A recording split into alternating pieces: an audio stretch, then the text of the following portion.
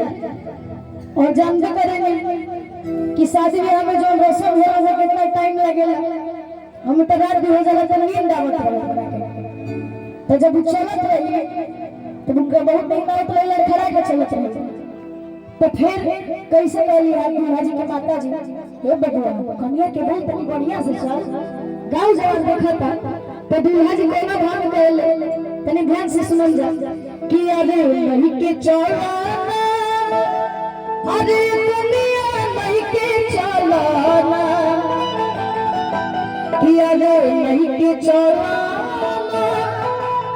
अरे दुनिया नहीं के चलाना कि जैसे मोहब्बत